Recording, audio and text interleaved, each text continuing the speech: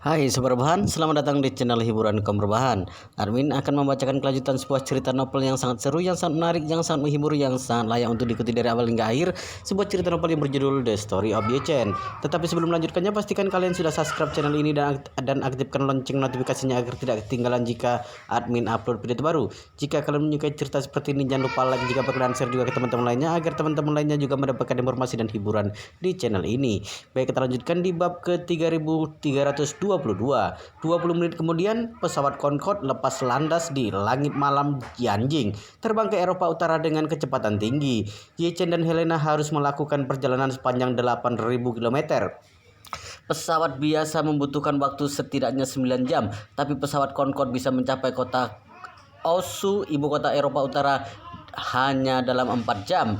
Pada saat yang sama, sebuah video populer dalam aplikasi Eropa Utara. Wanita di dalam video itu adalah Helena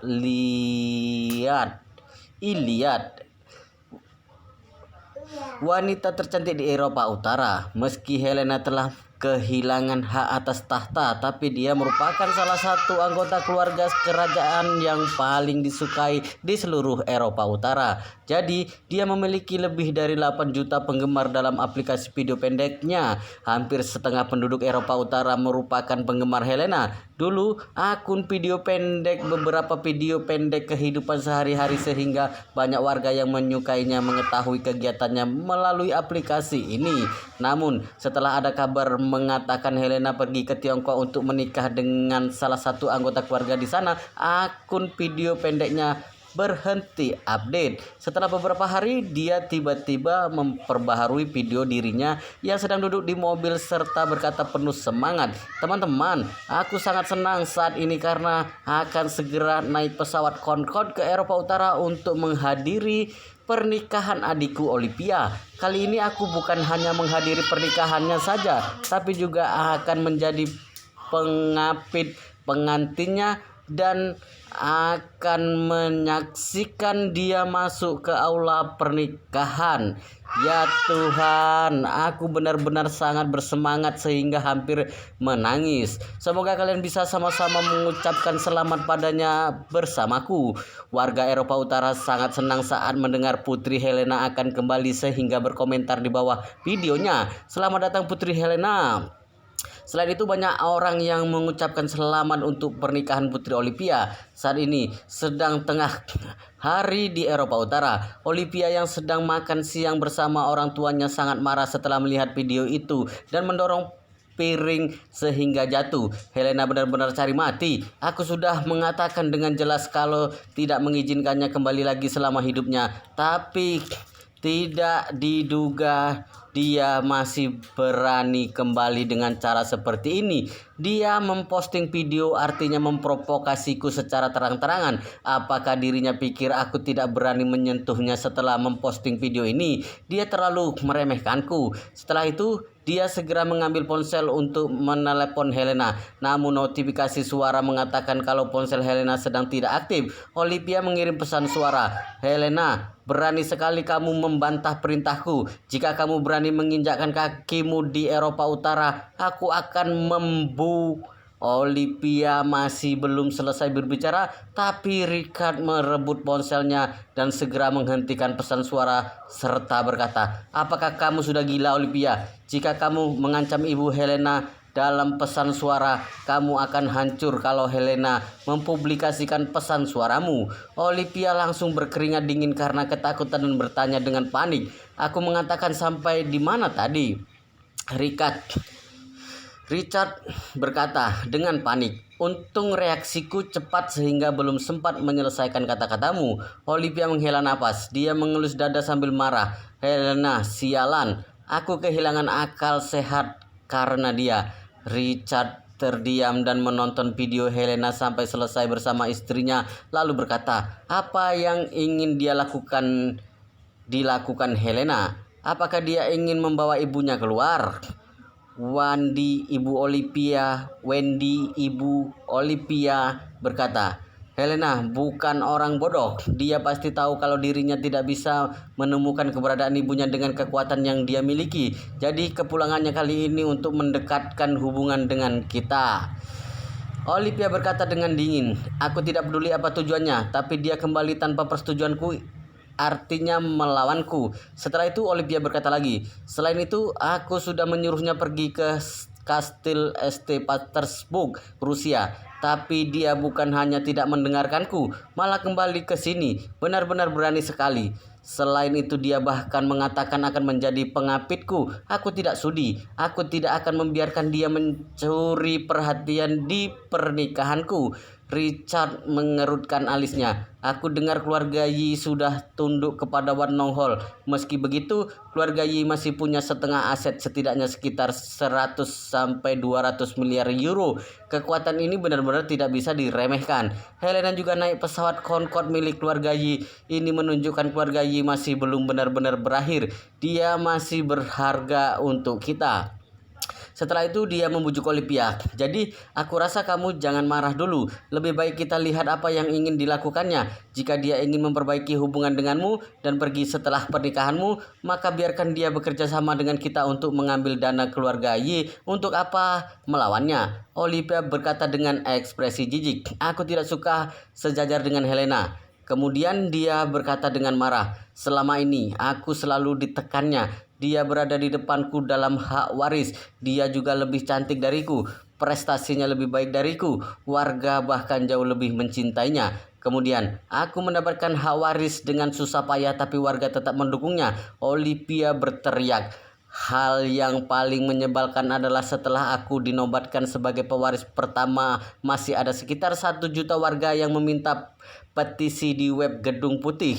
Mereka meminta Gedung Putih turun tangan untuk mengembalikan hak waris kepada Helena. Hal ini menjadi berita pertama di Amerika, Eropa, dan itu adalah penghinaan buatku. Jadi, aku ingin dia tunduk selamanya kepadaku dan harus membungkuk setiap bertemu denganku serta memanggilku yang mulia Olivia." Wendy segera membujuknya. "Olivia, kamu jangan marah dulu. Helena telah memposting video itu. Kita hanya bisa membiarkan dia menghadiri pernikahanmu supaya warga tidak protes." Kemudian dia berkata lagi, "Pada saat yang sama dia juga harus menjadi pengapitmu supaya warga tidak curiga. Setelah pernikahan, paksa dia pergi secara sukarela dan tidak pernah kembali lagi." Olivia berkata dengan ekspresi jahat, "Dia sengaja menekanku dengan publik. Apakah aku akan membiarkan dia datang dan pergi begitu saja? Jika dia berhasil, mungkin akan ada kali berikutnya. Bagaimana kalau dia datang di hari penobatanku? Kurang ajar sekali." Wendy berkata, "Olivia, kamu jangan khawatir. Kali ini kita membiarkannya pulang karena dia telah memposting video, tapi harus dikendalikan setelah datang. Beritahu dia kalau kita akan membunuh ibunya jika masih berani pulang lagi." Olivia yang sangat marah akhirnya menerima saran ibunya. Dia tahu kondisinya dengan baik meskipun marah. Helena melakukan hal ini secara mendadak sehingga dia sulit untuk melakukan serangan balik. Satu-satunya cara adalah mengancamnya dengan ibunya setelah dia kembali nanti sehingga tidak melakukan kesalahan yang sama lagi kelak. Richard berkata setelah melihatnya sudah tenang, "Olivia, karena Helena naik pesawat Concorde, seharusnya dia akan tiba sore hari. Aku sarankan kamu pergi menjemputnya di bandara bersama William sehingga bisa langsung dibawa ke istana begitu turun dari pesawat." "Baiklah," Olivia berkata dingin, "supaya wanita jalang ini tidak berbicara sembarangan, aku harus mengendalikannya. Aku juga akan mengambil ponselnya supaya dia tidak punya kesempatan untuk menghubungi dunia luar." Richard mengangguk dan berkata, "Pemikiranmu sudah semakin matang. Satu-satunya masalah adalah kamu terlalu mudah marah dan gegabah. Kamu pasti akan menjadi lebih kuat kalau bisa menyingkirkan semua ini." Olivia berkata dengan datar, "Aku bisa mengendalikan emosi selama bisa menyingkirkan Helena. Dia meninggalkan banyak bayangan kelam untukku selama bertahun-tahun ini. Emosiku akan meledak begitu mendengar hal yang ada hubungannya dengannya."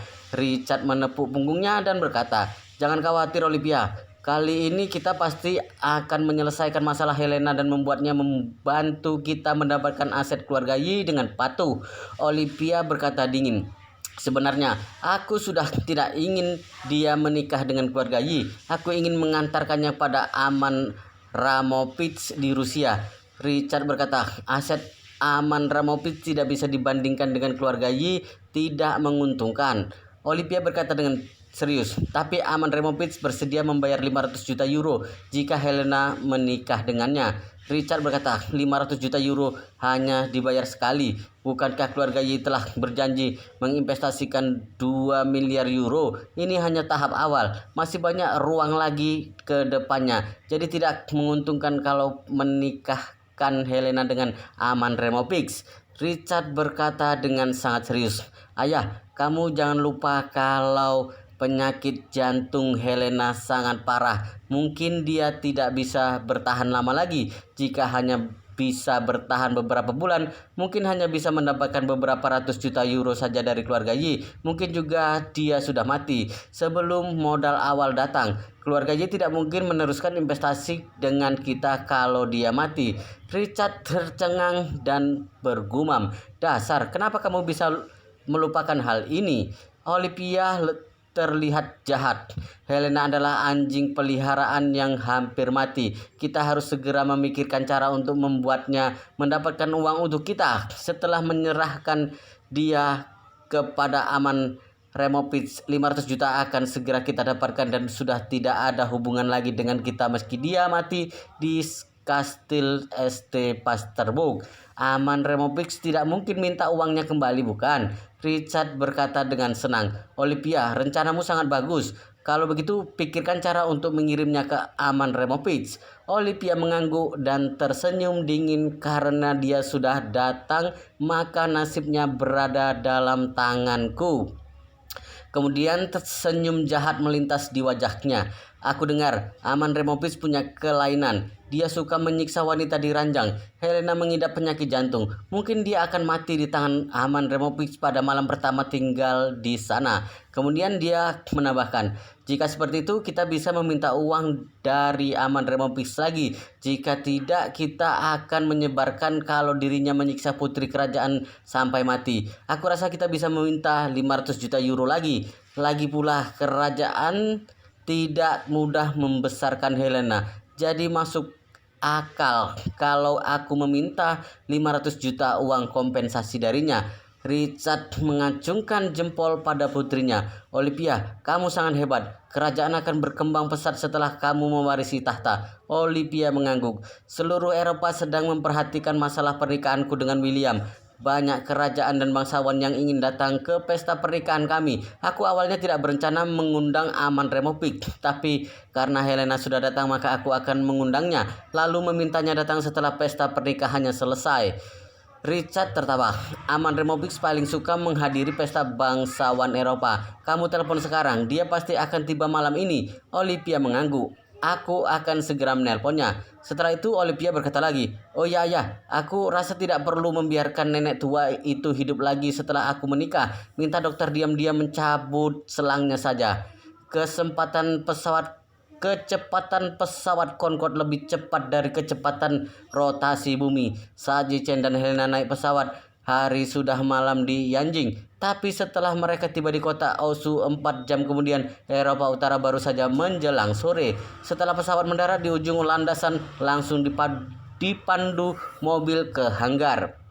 Saat pesawat masih meluncur, Helena mendengar pesan suara Olivia.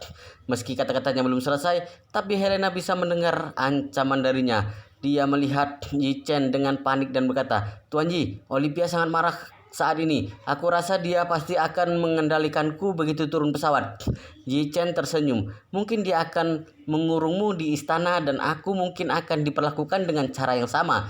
Helena segera bertanya, "Lalu apa yang harus aku lakukan?" "Tidak perlu panik," Yichen berkata. "Karena kita tamu dari jauh, tentu kita harus mendengarkan mereka. Ini adalah sopan santun. Kita akan bicarakan lagi setelah tiba nanti." Helena bernapas lega setelah melihat Yichen berkata dengan begitu yakin. Kemudian bertanya, "Tuan Yi, bagaimana aku harus memperkenalkan kamu?" Yichen tersenyum. "Kamu katakan saja aku adik Yipeng karena kalian masih belum menikah, maka Yipeng tidak bisa datang sehingga keluarga Yi memintaku mengantarmu." "Baik." Helena mengangguk dan bertanya lagi, "Apakah aku harus menyamarkan namamu?"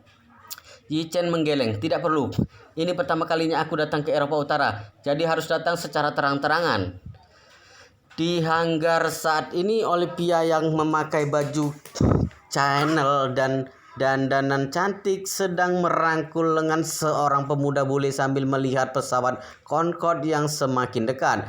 Pemuda itu adalah putra tertua dari kerabat keluarga Rothschild, William. Keluarga William berbasis di Denmark. Mereka berseberangan dengan 4 negara Eropa Utara.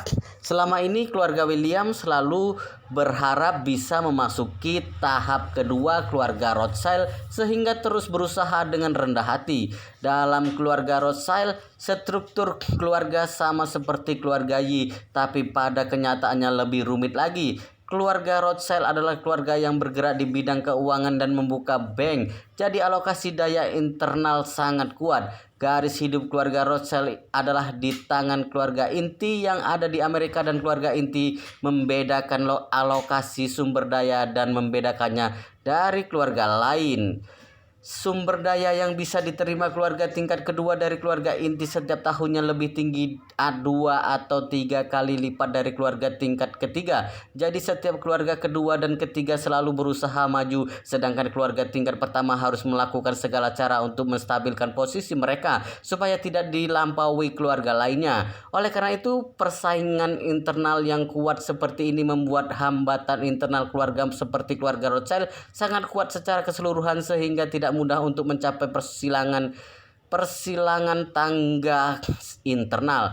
Selama ini keluarga William sudah mencoba segala cara untuk menyamakan status mereka. Akhir-akhir ini mereka mendapat kabar Ratu Eropa Utara yang sakit melalui koneksi orang dalam. Saat mengetahui Olivia yang masih muda akan menjadi ratu, maka mereka segera membuat kesepakatan untuk menjalin pernikahan. Namun Olivia sudah lama diperebutkan.